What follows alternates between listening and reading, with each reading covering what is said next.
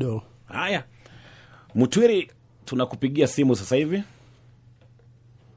Utuambie kilichotokea na tuone vile tunakusaidia.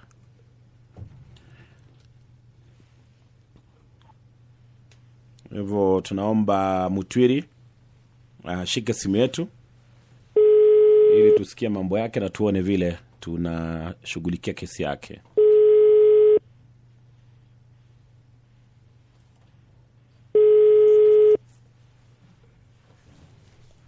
Hello. Mutwiri, habari gani? Nzuri sana. Naitwa Gidi kutoka Radio Jambo. Nimepata SMS yako vile ulikosana na mke wako. Hebu niambie nini ilitokea ndugu? Sasa alianzia kukasirika. Nikiwa nyumbani hapo kaanzia kukasirika. Hapo kwingine akakunja vitu yake. Kisha akaniambia wacha aende apeleke mtoto wa sister yake. Sasa akapeleka mtoto wa sister yake. Akarudi hiyo Disemba. Kurudi sasa kaanzia kukunja vitu yake. Pole akikasirika kidogo anakasirika. Sasa ikafika mahali mimi nikaenda huko town, nikatokea. Ukaenda? Alafu mimi nikatokea town. Siku moja sasa nikaona, alafu nikiwa hapo town nikaona akiwa amebeba mizigo pamoja na mtoto na kuku. Sasa akaniambia Mpaka kuku. Akakwambia anataka kwenda nyumbani. Sasa wakati tulikuwa hapo sasa kumwangalia hivi nikaona anataka kwenda Nairobi. Nikamuuliza unaenda nyumbani ama Nairobi? Akaniambia naenda nyumbani. Sasa tukalala kuongea hapo town mpaka asubuhi, the following day asubuhi. Sasa wakati aligundua mimi nimejua nataka kwenda Nairobi, akaenda sasa akapanda gari za kwenda nyumbani kwao Meru. Sasa akaenda Meru, akufika nyumbani, akaenda kwa brother yake. Kwenda kwa brother yake, mtoto ndiye aliteremka kwa babake, kwa afisho yake yani. Okay, kwa hivyo baadaye akaenda Nairobi. Si lazima ueleze all the steps Baadaye akaenda Nairobi. Okay. Kwa hivyo na tangu aende, amewahi kukueleza ni kwa nini aliamua kuondoka kwenda Nairobi? Hajai niambia. Na kuwa naitika simu yangu, napiga simu kama 100. Napiga, natuma message kama 100, hakuna ile narudishwa na kuna kuitika simu. Kwa 100 anaitika kama simu moja tu. Yaani analijibu message moja tu. Na akishika anasemaje? Anaongea mbaya sana. Anasema ulimfanyia nini? Akasema hata rudi huku, tulikosana. Mimi nilimuonyesha madharau. Sasa tukakaa sana kama haitiki simu. Kwanza alifunga simu kwanza, hapo kwingine akafungua haitiki simu. Mimi natikwa na pressure. Okay. Na wewe hii madharau gani ulikuwa unamuonesha? Hebu niambie. Tafadhali usinidanganye kwa sababu nikimpigia na aseme itakuwa tofauti. Sasa unajua madharau ile nilikuwa anasema nilimfanyia. Mimi singejua sababu alianza kukasirika wakati alitoka wa sister yake. Hata kukanyanga nyumba na viatu anakasirika, anasema namchafulia nyumba. Nikitoka nikienda town anasema ati nimekuja usiku huu na saa hiyo nimekuja 1:30. Na hii tabia unasema ilianza tu vile alitoka kwa sister yake. Na mmekaa kwa ndoa kwa miaka 10. Hizo miaka zote 10 haujaishuhudia tabia kama hizo? Hiyo ilikuwa inatokea saa ile anataka kwenda kwa sister yake, sababu kuna mara zingine kama mara 3 alikuwa na tabia kama hizo, lakini saa ile anataka kutorokea kwa sister yake. Na mke wako alikuwa anafanya kazi? Alikuwa anafanya kazi county. Kwa hivyo alikuwa na mapato alikuwa na mapato lakini si ile kubwa. Na wewe ulikuwa unafanya kazi ama unafanya kazi? Mimi nilikuwa nafanya kazi. Unafanya kazi hata sasa hivi? Sasa hivi wakati uwanja ilikuja tulirudi nyumbani. Okay, kwa hivyo nani alikuwa tegemeo kwa hii familia? Najua kutoka tuanziane na yeye tulikuwa tegemezi tukiwa wawili. Mkiwa wawili? Okay. Akipata analeta, ule akipata analeta. Haya, shikilia hapo kidogo basi nimtafute nisikie anasemaje na tuone kama mtapatana Sawa. Haya. Haya, wacha nimpigie Sofia. Sofia. Please enter your complete PIN number. Mke wa Mutwiri. Tusikie yasemaje na tuone kama wataweza kupatana. Kwa hivyo naomba Sofia ushike simu yetu hapa.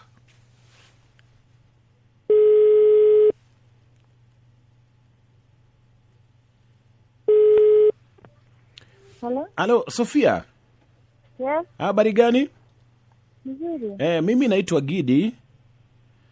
Naitwa Gidi, na kupiga kutoka Radio Jambo. Niko na mwenzangu Ghost Mlesi. Umewahi kusikiza Radio Jambo? Ile ya patanisho. Sasa kuna huyu jamaa ametutumia SMS hapa anatulilia. Anasema mlikosana kidogo eti tumpatie nafasi ya ongea na wewe. Anaitwa John Mutwiri, unamjua? Hata yuko hapa kwa line. We Mutwiri? Yes. Mke wako yuko hapa, ongea na yeye. Sofia? Yes. Sofia? Yes. Habari yako? Mzuri. Sasa Hmm. mimi nilisema nilikukosea. Na sikatai hivyo, nilisema nilikukosea. Mimi nakuomba urudi nyumbani. Turudiane. Ile maneno nilisema nilikukosea nitakurekebishia na maneno itakuwa sawa. Wewe rekebisha. Mimi nitarekebisha na nitakuwa sawa. Sababu nakutaka tuendelee na mboma yetu. Mimi nitarekebisha. Ile inawezekana na tuendelee na mboma yetu. Tuendelee kulea mtoto yetu. Sirudi. Sirudi? Kwa nini sasa? Sababu kila time utarekebisha. Unarekebishanga? Mimi nakwambia nitarekebisha. Mimi nakupromise nitarekebisha hiyo mambo na itakuwa sawa. Usikuje. Nimejiandaa vizuri sana nirekebisha mambo yako. Hakuna time utakuwa responsible. Siko tayari. Mimi nakwambia sababu mimi ndio najijua. Mahali niona nilikukosea nitakurekebishia. Siko tayari. Okay, Sofia. Yes. Unasema kila mara anasema atarekebisha, hajai kurekebisha. Kila time. Okay, na labda nikuulize Mutwiri. Yes. Unajua umetuambia auelewi ni nini ilifanya mkakosana. Lakini sasa unasema utarekebisha. Ni nini hiyo utarekebisha? Hiyo nataka rudi aniambie hiyo maneno nilimkosea, alafu sasa nini nirekebisha ile naweza nitarekebisha. Lakini si tayari unasema utarekebisha. Sasa alikuwa anashangaa utarekebisha nini na umetuambia au hujui nini ilifanya mkakosana. Unajua kwa hivyo okay, Sofia. Yes. Hizi tabia zake ilikuwa ni kama gani? Yeye. Ajuangi hata kama akona mtoto, ajui kama akona familia, ni raha zake tu. Hawajibiki nyumbani. Unajua nilisense hiyo kitu, ndio maana nikakuuliza Bwana Mutwiri. Nani alikuwa anashughulikia masuala? Unaona vile mimi unaona mbali. Niliona kitu hapa, nikauliza nani huwa anashughulikia mahitaji? Na nikakuuliza uko na kazi. Nani alikuwa na kazi hapa? Nikakuuliza kama mkako alikuwa na kazi. Kumbe au kuwa wajibika nyumbani Bwana Mutwiri. Saa zingine mambo yanakuanga magumu, lakini tunaelewa mambo yanakuwa magumu, lakini unajua mwanaume kama umeamua kukaa kwa ndoa, wanasema a man must struggle. A man must be strong, a man must suffer. Au kai tu nde, unasema umekaa tu nde na tayari uko na mtoto na uko na mke. Sofia, mambo gani tena? Ni mambo ya kutowajibika gani tena? Hivyo tu mpaka ukimuuliza fee ya mtoto ni ngapi shule ajui hata fee ya mtoto, na mtoto anaenda shule. Kwa hivyo wewe ndio ulikuwa unalipia kila kitu. Kila kitu ni mimi. Amekuachia majukumu yote. Alafu madharau ndogo akona madharau mingi sasa. Na madharau ndogo. Okay, kwa hivyo sasa Sofia. Yes. Vile anasema kwamba amejiangazia, reflect na anaona kwamba atarekebisha au mambo yote, huoni kwamba labda umpatie nafasi nyingine tena? Siwezi, nimefika mwisho. Kwanza kutoka kwake aliniambia nimuondokee ajipange. Alikwambia umuondokee ajipange? Lakini sio, labda alisema kwa sababu ya hasira. Unajua watu wakikasirika huwa anarusha tu maneno, kwenda hata sikutaki, na unajua karo unaumia. Lakini kwake tena hata ajipange. Mimi hakuna difference by the way, naona hata nikiwa peke yangu. Sofia, hakuna mzigo naona, niko na mtoto wangu na nachukulia kila kitu kwa mtoto wangu. Lakini acha ajipange. There is no difference. No difference. Kwanza niko na maisha mzuri. Sasa fanya hivi Sofia. Sofia. Sasa fanya hivi. Nipatie mara ya mwisho tu. Nikikataa mara ya mwisho kulea mwanaume kwa nyumba kama mtoto wangu. Sasa mimi sijakwambia unilee. Mimi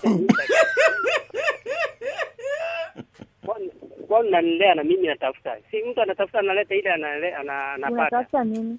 Unatafuta nini? Unatafuta nini? Unaona kama hiyo mambo yako haitaingiana. Mimi nakwambia hiyo mambo nitashughulikia yote. Already nimeshashughulikia. Wewe kuja tuendelee na maisha, tulee mtoto. Hakuna. Sawa. Murume. Siko tayari. Siko tayari. Alafu sasa umepanga aje? Kuishi venye naishi saa hii. Sawa basi. Kama ndivyo muamua. Sawa, hakuna shida. Lakini mimi naomba urudiane. Sirundi kwako. Okay. Kwa hivyo Sofia, wewe ni kitu ambao umefikiria kwa muda na ni uamuzi ambao umechukua baada ya kuangazia kwa makini, umeamua hautarudiana na Mutwiri? Mimi siwezi rudi kwake tena. Okay, kwa hivyo akubali na ishe. Sofia, ukushu unasema kutoka kwa roho yako ama ni vile bado uko na hasira?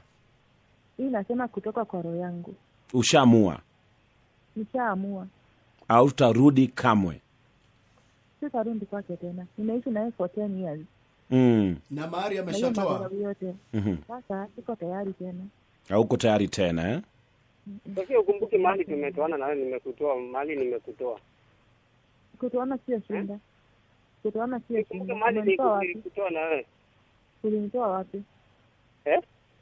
Ulinitoa wapi? Sasa kama ndio umepanga hivyo, sisi yako najua sisi yako ndiye anakuchukua. Najua sasa uko pamoja na mtoto. Mtoto wa sisi yako na uko kazi mahali. Sasa tuko pamoja na mtoto. Hiyo ndio shida, ndio naona na advantage sisi yako anakusupport kwa mtoto. Hata the last time alikuja akaenda kwa sisi, ukapeleka mtoto kwa sisi yake ukaenda kazi tena. Sasa unasema maisha iko sawa na mtoto kwa sisi yake. Sasa ile mtoto ako hapa kati yetu wawili. Ndio inakuanga poa. Niko na mtoto wangu kwenye niko na ako hapa hapa. Mtoto pamoja, mtoto wa sisi yako. Ako hapa. Sasa sisi yako ndio support.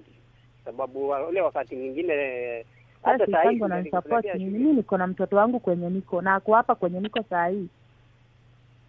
Basi. Yindi? Huyo sasa nasikia amekataa. Imeshindikana. Lakini mimi simkatai, hata familia, hata wazazi wanamtaka sana. Na mimi tu nilikuwa nataka tu arudi.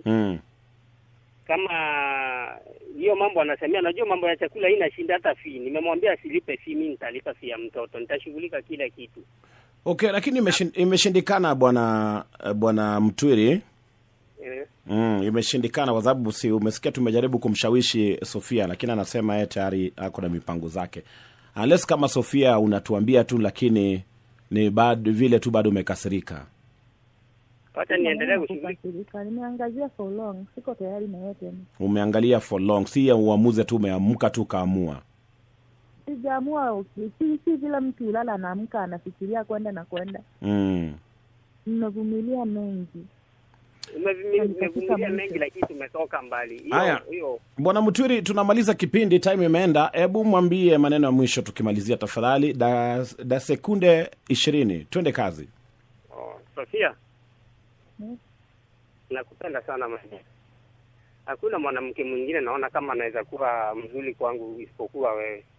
Na kama wewe mwenyewe utapanga kurudi kwangu, tu anytime rudi na ujue umerudi kwako. Mimi niko tayari na wewe kabisa na kuendelea na maisha. Na hiyo mambo naona kama siwezi rekebisha, mimi naweza rekebisha ili tuishi na wewe. Napenda mtoto wangu na nataka kuwa na familia poa. Na naona wewe ni mtu anatengeneza familia poa. Hizi maneno zingine unaona kama nakukosea, hata wewe unanikosea. Ni vile tu na nyamaza tu. Lakini maingia nakupenda sana. Okay. Sofia. Maneno mwisho ambayo ungependa kuambia Bwana Mutwiri? Mimi namwambia anisahau kabisa. Mtoto akifika miaka ya kwenda kwa babake nitamletea. Akusahau kabisa. Mtoto akifika miaka kwenda kwa babake utampeleka. Haya, asanteni sana na watakia kila laheri Bwana Mutwiri. Kwa mengi zaidi sikiza Radio Jambo, wanajambo watakuwa natoa ushauri Sawa. Haya, pole sana. Poleni sana. Imeshindikana. Mwanadada anasema msahau kabisa. Mtoto akifika umri wa kutaka kuona babake atampelekea. Kwa hivyo msikizaji, hiyo imegonga mwamba. Ningependa kupata maoni yako baadaye kidogo, baada ya habari za saa 3.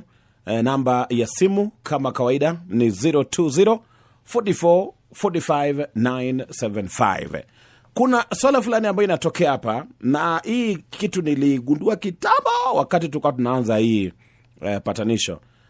Mambo ya mwanaume kuwajibika pale nyumbani. Wanawake wengi huwa wanapata ugumu sana kuweza kuangazia labda mahitaji ya pale nyumbani wakiwa na mwanaume, especially wakati mwanaume hana uwezo pale. Lakini pia kuna wakati mwingine pia wanapata ugumu hata zaidi wakati mwanaume afanye bidii ama afanye jitihada ili kuweza kuangazia mambo ya familia. Labda tuseme amepoteza kazi ama labda anafanya kibarua, lakini kazi yake tu, kwa sababu anajua mwanamke pia na mapato, anaachia mwanamke majukumu pale. Na ndio bana ningependa kusema hakuna kitu inaumiza mwanamke kama kulea mwanamume kwa familia.